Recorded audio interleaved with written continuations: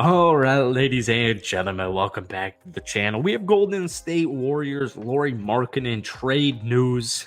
It's not ideal, and before we get into it, I just want to say, uh,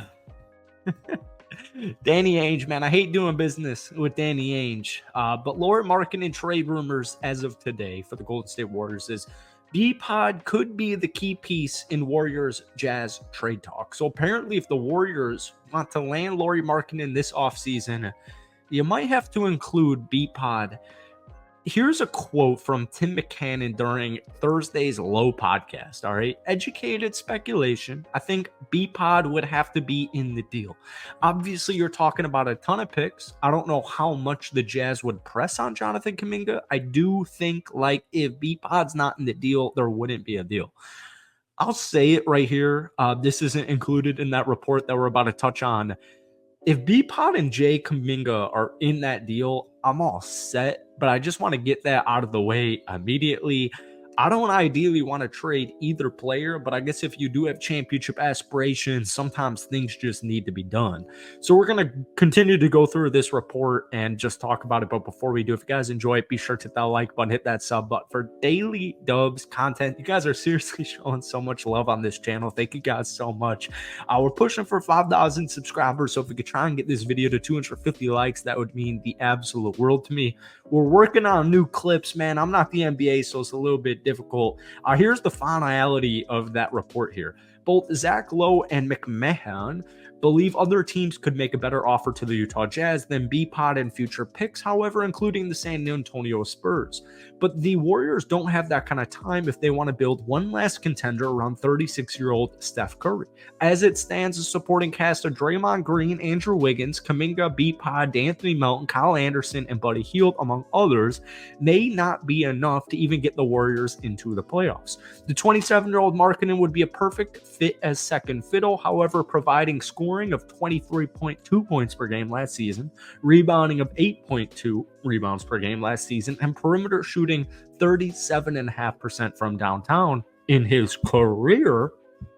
So, guys, we know Danny Ainge, the CEO of basketball operations for the Utah Jazz, is an absolute DB. I don't know YouTube's guidelines on swearing, but the dude's just a huge pain in the ass. He wants major, massive returns. He's willing to literally wait until the last minute. And dude, I don't even know, man.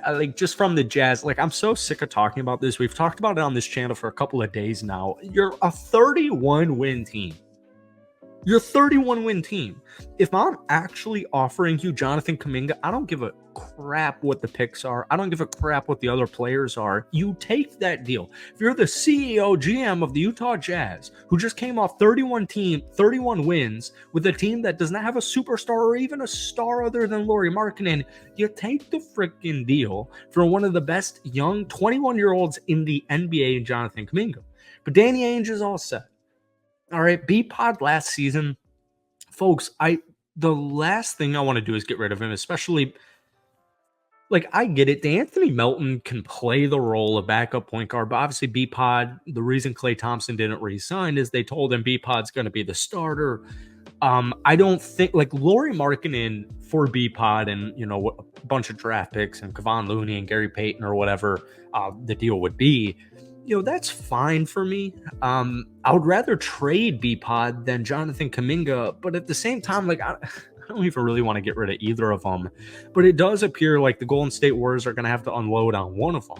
Now, Brandon last season, he was 21 years old, but he showed us a lot in his rookie season. He averaged 9.2 points, 5.8 rebounds, 3.7 assists, but he also shot 38.5% from downtown.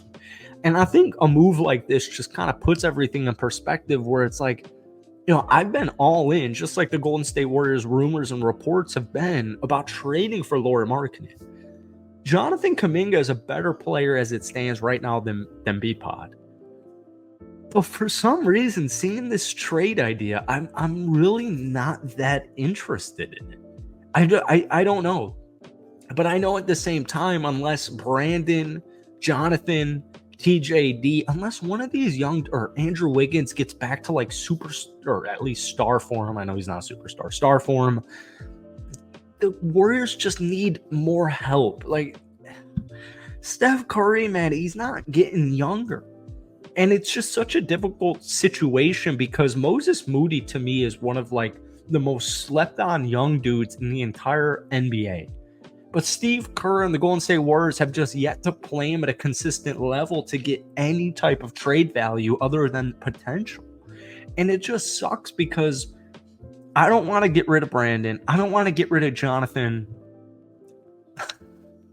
It's just tough. All right, so let's get into this final excerpt from this article. The Markkanen saga feels like the next major domino to fall this offseason, though it does have an expiration date. August 6th, when he's eligible to sign an extension. If he does so with Utah, he wouldn't be eligible to be traded until February 6th, which just so happens to be the NBA trade deadline. So if he signs an extension past August 6th, i.e. August 7th, or any day past that, you can't trade for him in this season.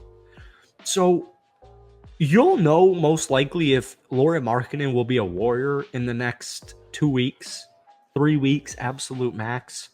From a Utah Jazz standpoint, just based on hearing the Warriors, the Lakers, the Spurs, all these teams interested in him, because if we're being honest here, and this isn't a Utah Jazz fan page, Lauri Markkanen is one of the most quiet stars in the NBA. And I'm not talking about a superstar because I do think you need a championship or an MVP to prove for that. But Lauri Markkanen is, like, if we're talking about legitimate NBA star caliber players, he's on that list. And nobody really realizes this but Danny Ainge and the Utah Jazz. And they want proper compensation. It's just the whole deadline really sucks because, like I said, if he gets extended on August 6th and then the Warriors trade for him, well, Jonathan Kuminga is probably in that deal because Jonathan Kuminga is going to want some money. And you're going to have to pay him some money. Otherwise, you're going to lose him or you're going to pay him a fat bag. And it just sucks that it's gotten to this level because, Golden State, with or without Klay Thompson, they need the young cats to step up. Especially if dudes like Gary Payton can't stay on the court, if Andrew Wiggins also can't stay on the court, and when he's on the court, he's underwhelming.